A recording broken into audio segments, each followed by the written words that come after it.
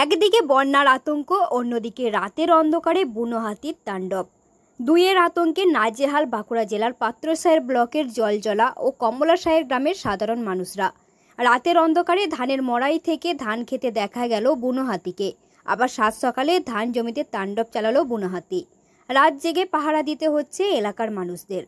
বাঁকুড়া জেলার পাত্রসাহের ব্লকের জলজলা ও কমলাসাহের গ্রামে এই মুহূর্তে বুনো হাতির তাণ্ডবে চরম আতঙ্কে রয়েছে এলাকার সকল সাধারণ মানুষরা। রাতের অন্ধকারে ধানের মড়াই থেকে ধান বের করে খেতে দেখা গেল বুনো হাতিকে। আবার সাত সকালে ধান জমিতে রীতিমতো তাণ্ডব লীলা চালালো বুনো হাতি।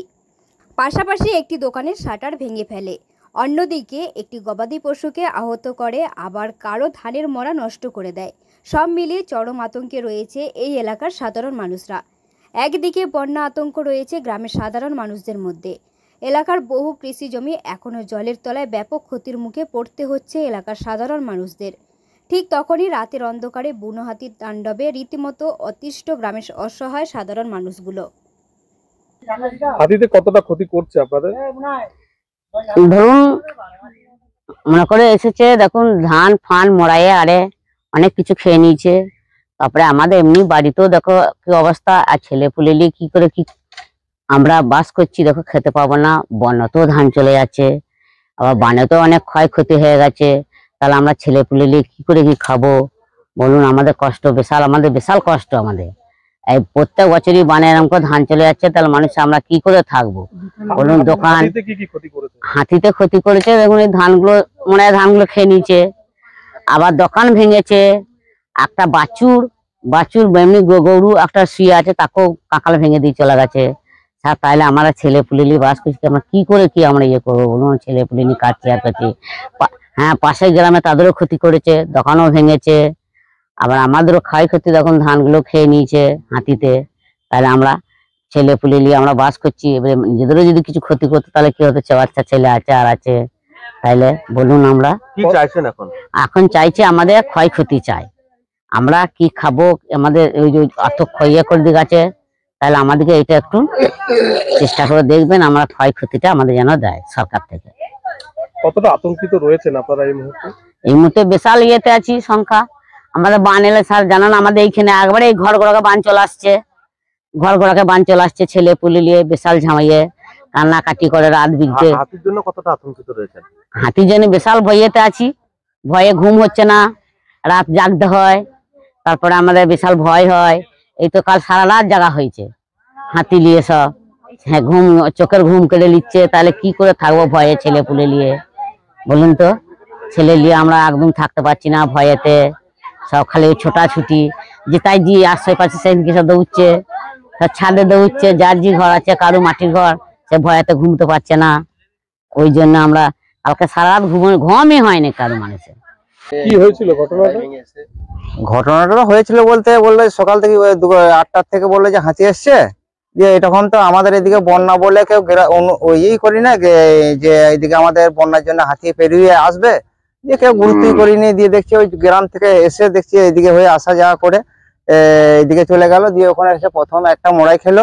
খাওয়ার পরে আমার একটা ছোট বাছুর ছিল, এখানে শুয়েছিল। দিয়ে বাছুরটাকে পা দিয়ে যখন বাছুরটা চিৎকার করে উঠলো, তখন ঘর থেকে বেরিয়ে এলাম। দিয়ে এসে দেখছি যে আর কোনো কিছু দেখতে পাইনি আমাদের গ্রামের লোক। দিয়ে দেখছি তখন অন্য গ্রামে ঢুকে গেছে।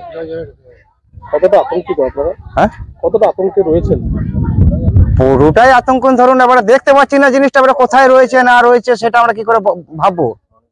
এবারে মানুষ তো আমরা সেটার জন্যই আমরা সব এবারে ইয়ে করছি। হ্যাঁ, ইয়ে করে করেই যাচ্ছি। কটা নাগাদ এসেছিল? ওইটা এসেছিল প্রায় 10টা সাড়ে 10টার সময়। বন দপ্তরের আধিকারিকরা এসেছিল? হ্যাঁ, বন দপ্তরের থেকে কোনো লোক? হ্যাঁ এসেছিল, 2 জন না 4 জন এসেছিল। কি চাইছেন আপনারা? এবারে আপনারা যেটা করবেন সেটাই, এবারে আমরা কি বলবো? কি নাম আপনার? কি হয়েছে? হাতিতে কি ক্ষতি করেছে আপনাদের? হাতিতে ক্ষতি বলতে দেখুন বানাতে ধান চলে গেছে, আবার এসে মোড়াই ভেঙে ঘরে অত্যাচার করছে, গরু ছাগল মানে মেরে দিচ্ছে, দোকান ভেঙেছে। আপনার কি ক্ষতি হয়েছে? হ্যাঁ, এই ধানের মোড়াটা দেখুন ভেঙে দিয়েছে। কতটা ধান খেয়েছে? হ্যাঁ, তা এখন বলা যাচ্ছে না, আন্দাজে কি বলবো, এখন বস্তা 4-5 খাবে।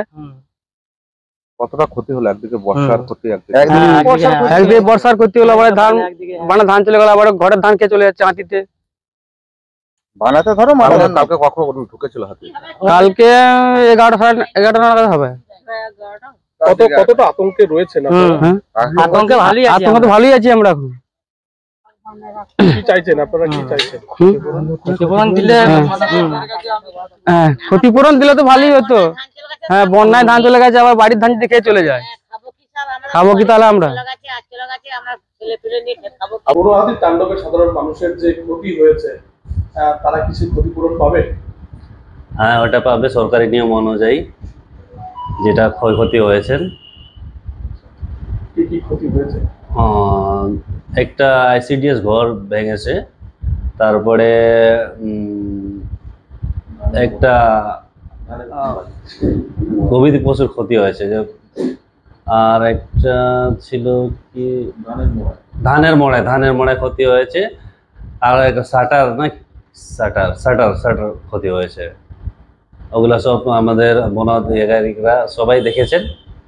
তো ওইটা ক্ষতিপূরণের সরকারি নিয়ম অনুযায়ী ব্যবস্থা করা হবে। আপনার নাম? অমর মাঝি।